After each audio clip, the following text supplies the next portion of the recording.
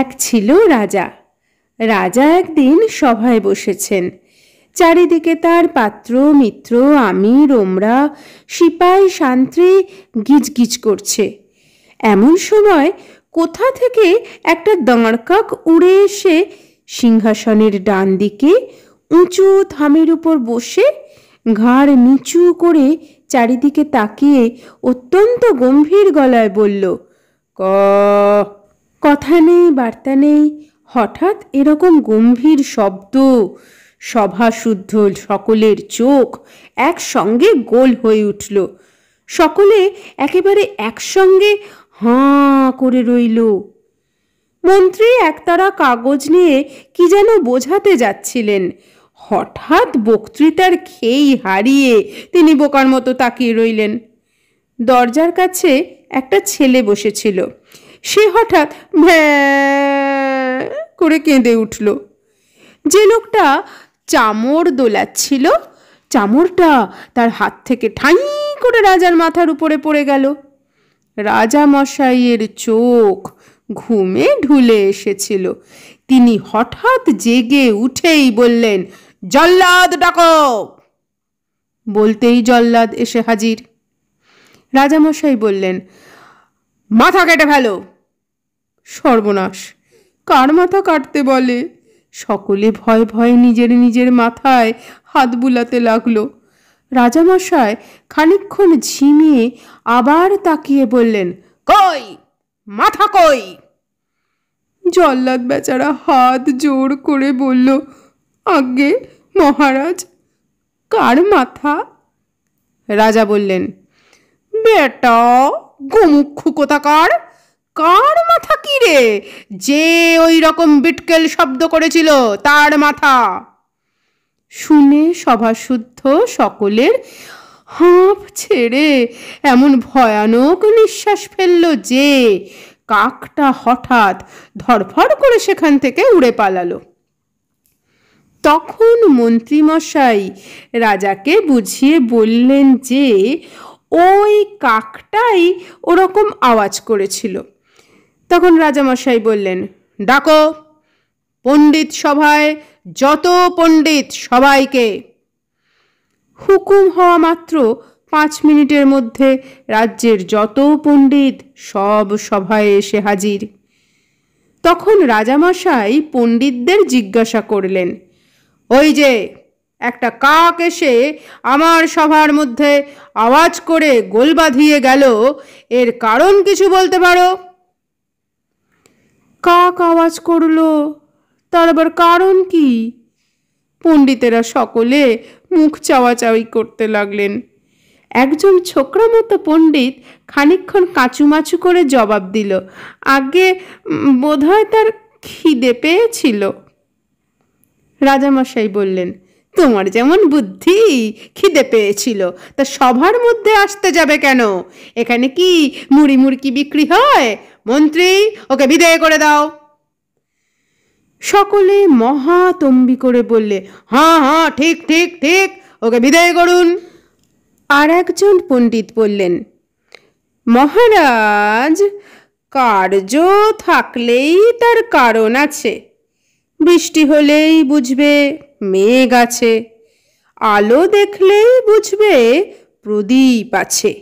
সুতরাং বায়ুষ্পক্ষীর কণ্ঠ নির্গত এই অপরূপ ধ্বনিরূপ কার্যের নিশ্চয়ই কোনো কারণ থাকবে, এতে আশ্চর্য কি?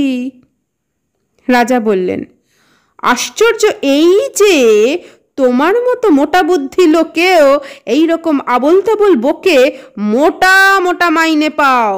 মন্ত্রী, আজ থেকে এর মাইনে বন্ধ করো। অমনি সকলে হাহা করে উঠলেন, মাইনে বন্ধ করো।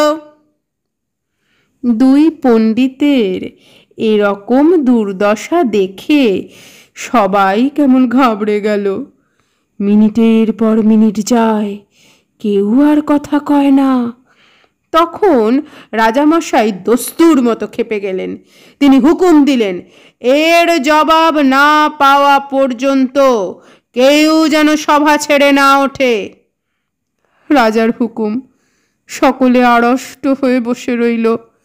ভাবতে ভাবতে কেউ কেউ ঘেমে ঝোল হয়ে উঠল।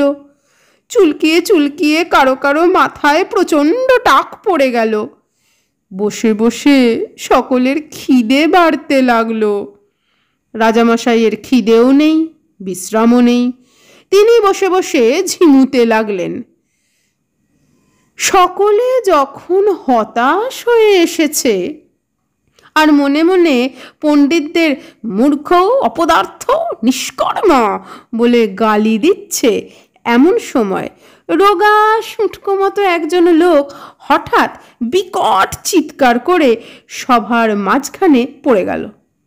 রাজা, মন্ত্রী, পাত্র, মিত্র, উজির, নাজির সবাই ব্যস্ত হয়ে বললেন, কি হলো, কি হলো?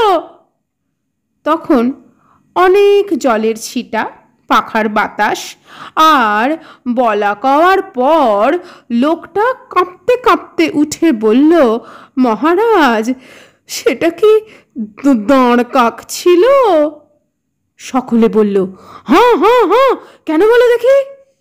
লোকটা আবার বলল, মহারাজ, সে কি ওই মাথার উপর দক্ষিণ দিকে মুখ করে বসেছিল আর মাথা নিচু করেছিল আর চোখ পাকিয়েছিল আর ক করে শব্দ করেছিল? সকলে ভয়ানক ব্যস্ত হয়ে বললে, হ্যাঁ হ্যাঁ, ঠিক ওই রকমই হয়েছিল। তাই শুনে লোকটা আবার ভেউ ভেউ করে কাঁদতে লাগলো আর বলতে লাগলো, হায় হায়, সেই সময় কেউ আমায় খবর দিলে না কেন? রাজা বললেন, তাই তো, একে তোমরা তখন খবর দাওনি কেন? লোকটাকে কেউই চেনে না, তবু সে কথা বলতে সাহস পেল না। সবাই বললে, হ্যাঁ, ওকে একটা খবর দেওয়া উচিত ছিল।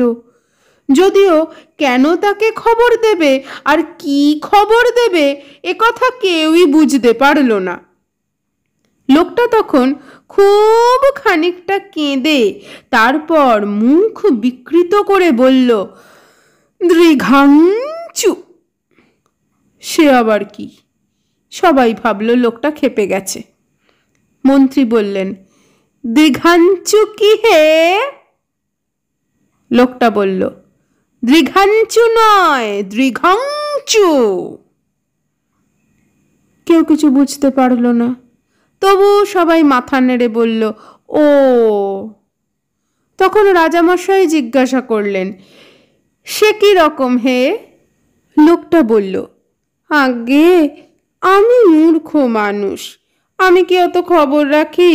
ছেলেবেলা থেকে দৃঘাঞ্চু শুনে আসছি, তাই জানি দৃঘাঞ্চু যখন রাজার সামনে আসে তখন তাকে দেখতে দেখায় দাঁড় কাকের মতো।